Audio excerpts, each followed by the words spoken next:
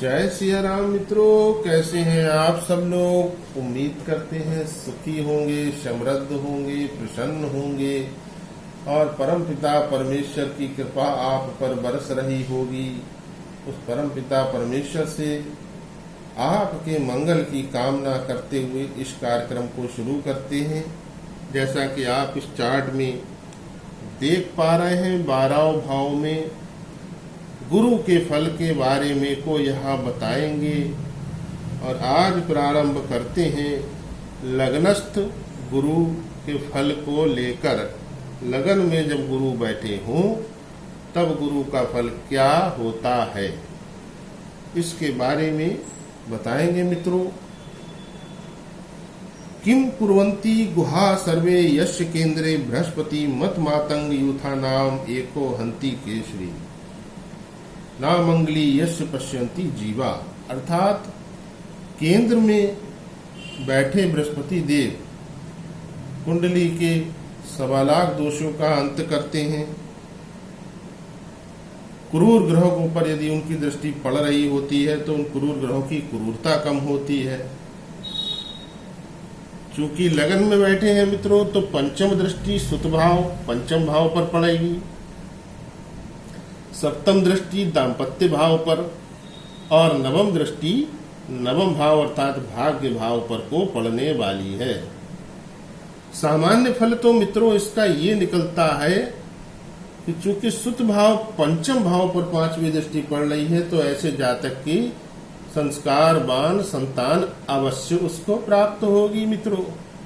सप्तम भाव पर पड़ रही है तो उसका दाम्पत्य जीवन बहुत अच्छा होने वाला है। नवम भाव पर यानी कि विरासत के भाव पर भाग्य भाव पर दृष्टि पड़ रही है, तो उसको विरासत में अपने बाप दादाओं की संपत्ति निश्चित ही मिलेगी। साथ में ऐसा जातक उच्च शिक्षित होता है, ज्ञानी होता है। किंतु मित्रों लगन में यदि अकेला गुरु बैठा है तब ऐसा गुरु उस जातक को पानी पिला पिला के मारता है। जैसे आपने देखा होगा कि बहुत सारे गुरु ऐसे होते हैं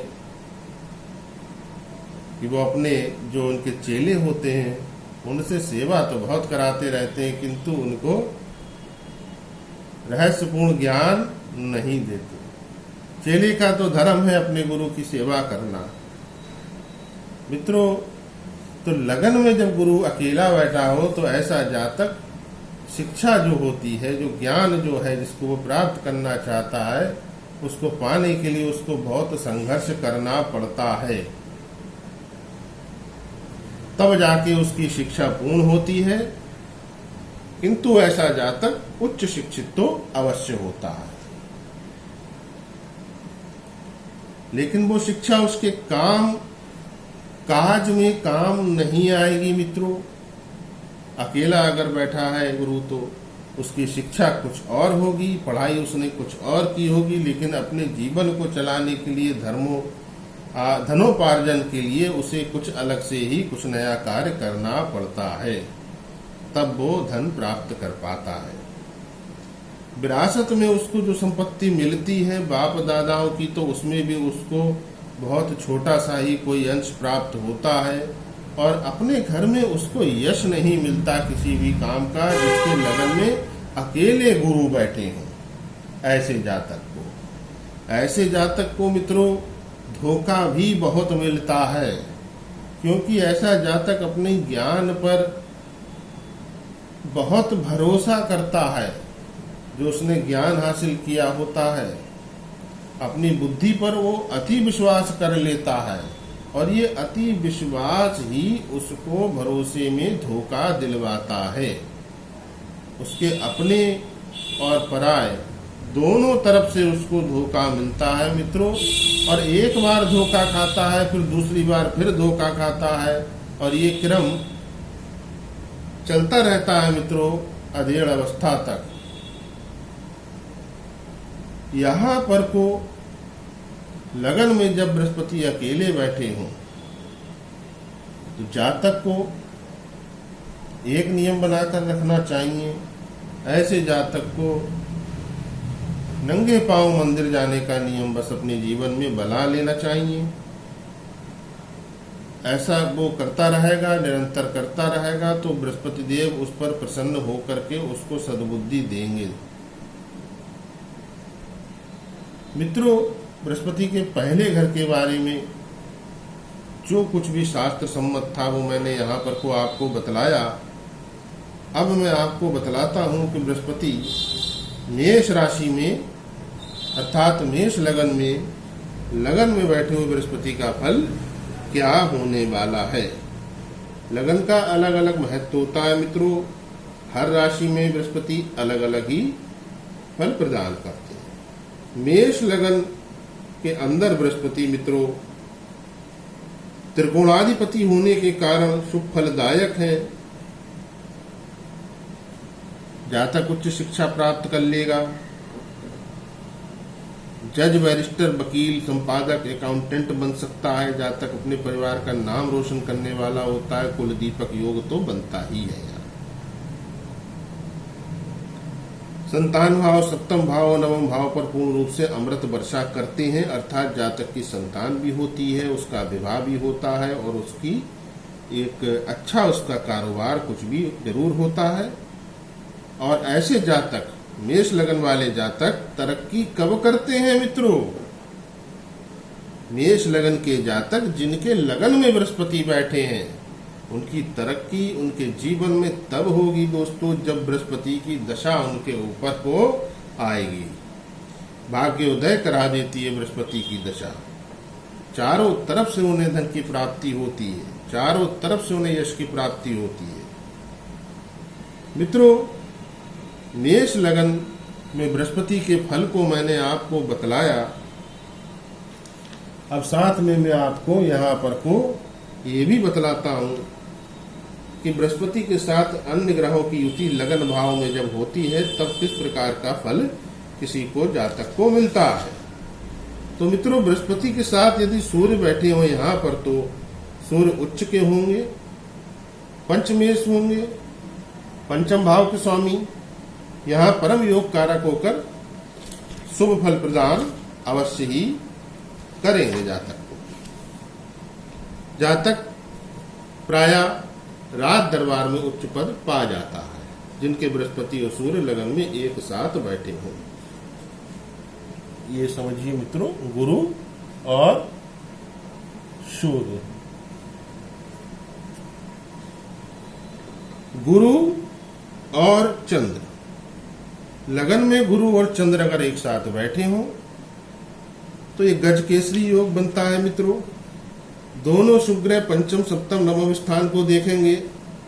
फलता विवाह के बाद जातक का भाग्योदय होगा और प्रथम संतति के बाद भाग्य और अधिक चमक उठेगा। बृहस्पति और मंगल की युति हो तो ये रोचक योग बनता है मित्रों। लगन में बृहस्पति और मंगल,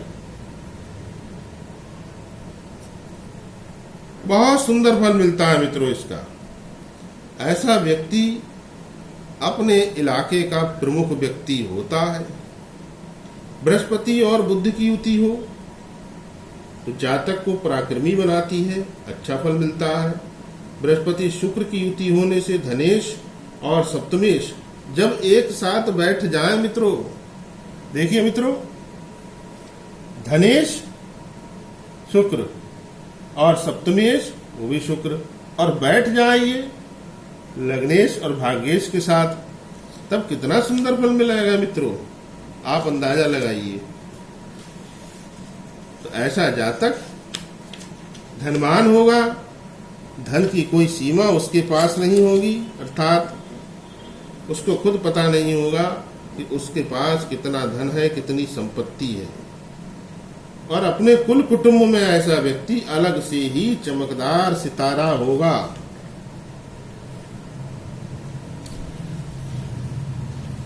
बृहस्पति और शनि लगन में तो चूंकि मेष राशि है तो यहां शनि नीच के हो जाएंगे दोस्तों। तो भाग्येश, दशमेश और लाभेश मिलकर के जातक को व्यवहारिक रूप से काफी सक्षम बनाएंगे। मित्रों, अब बात करते हैं बृहस्पति और राहु की युति लगन में क्या फल देती है मेष लगन में। तो मित्रों, ऐसा जातक थोड़ा सा लड़ाकू स्वभाव का हो जाता है, क्योंकि चांडाल योग बन जाता है और सही गलत का फैसला नहीं कर पाता। प्रायः ऐसा जातक धनवान होता है, किंतु धन कमाने के जो उसके स्रोत होते हैं, बनते हैं, वो अनुचित तरीके से धन एकत्र करता है। ठीक यही युति बृहस्पति और केतु के साथ का फल भी देती है।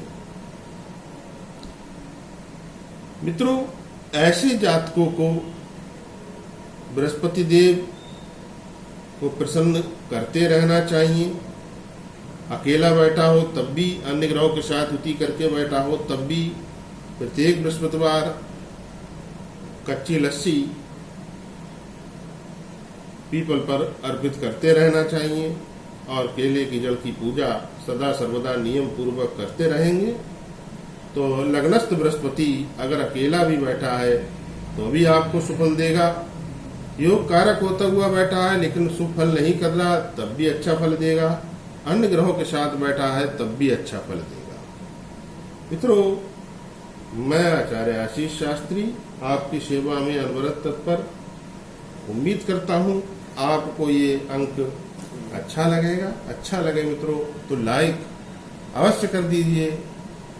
चैनल पर पहली बार हो तो सब्सक्राइब करना ना भूलें और वीडियो को अधिक से अधिक शेयर कर दीजिए। जय श्री राम।